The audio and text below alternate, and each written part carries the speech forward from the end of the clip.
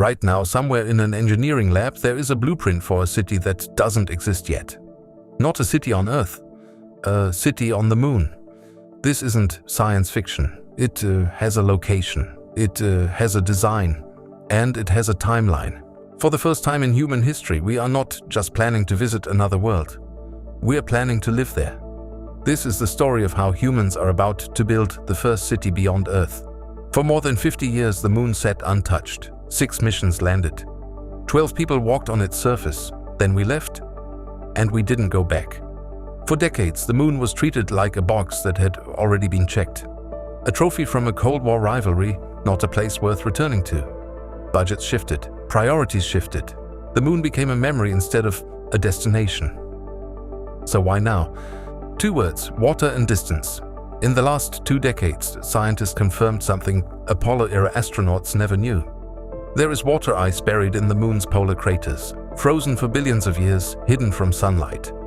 Water means drinking water. Water means oxygen. Water means rocket fuel. A resource nobody expected to find on a dead, dry rock changes the entire economics of living there.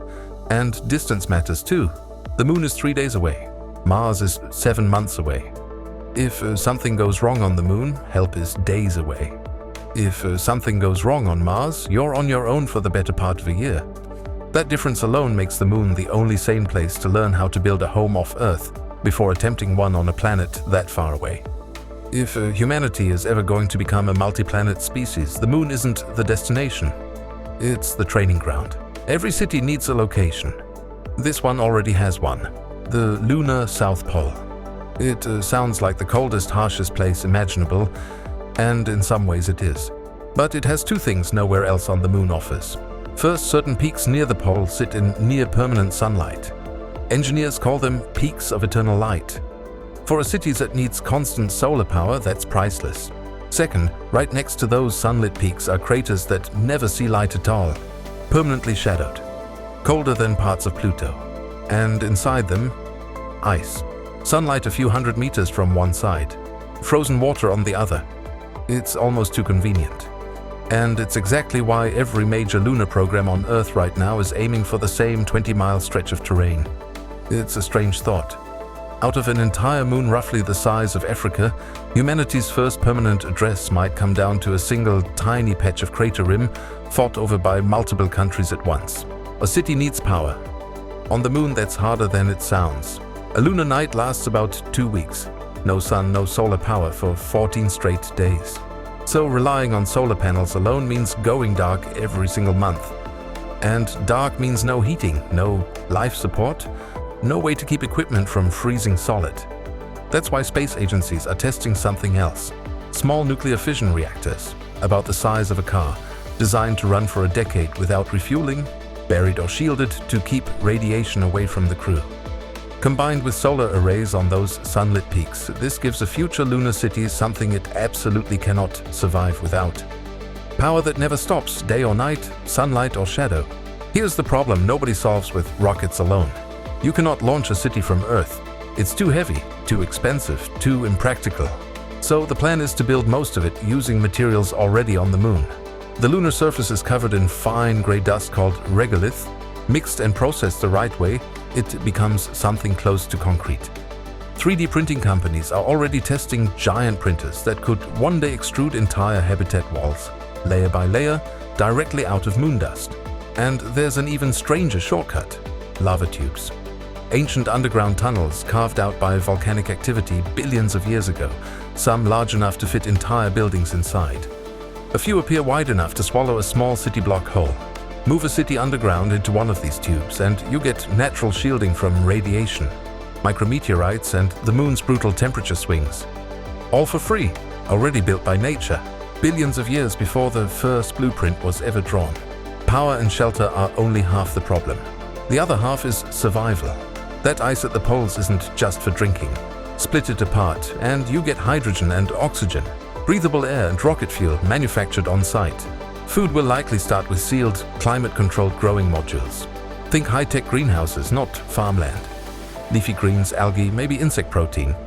Anything calorie-dense and fast-growing under artificial light. Every gram of food you don't have to ship from Earth is a gram of cargo space freed up for something else. And radiation is the quiet danger. The moon has no atmosphere and no magnetic field to protect it. Solar storms and cosmic rays hit the surface directly, unfiltered in a way they never do on Earth. Every wall, every layer of regolith, every meter of lava tube, all of it exists to stand between the astronauts and a universe that is actively trying to kill them. This isn't one country's dream. It's a race with multiple competitors. NASA's Artemis program is working toward a long-term outpost near the lunar South Pole, alongside commercial partners building landers and habitats. The plan isn't a repeat of Apollo. It's designed from the start to be permanent infrastructure, not a flag and footprints stopover. China and Russia have announced their own joint lunar base concept, aiming for the same region on a similar timeline, positioning it as an open international project for any partner country willing to join. And private companies are racing to solve individual pieces of the puzzle.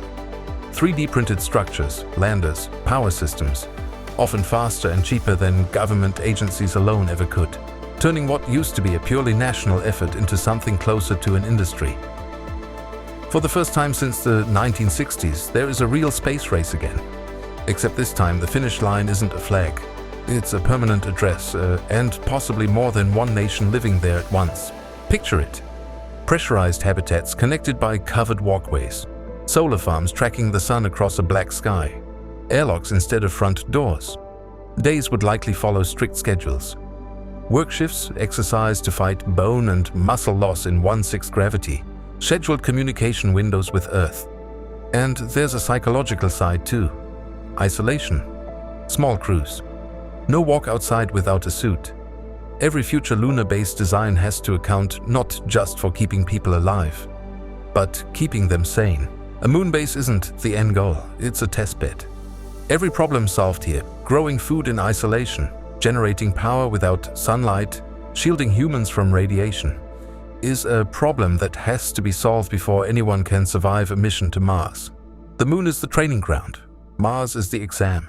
Thank you for watching this video, and for more like this, subscribe to Industrial Origin.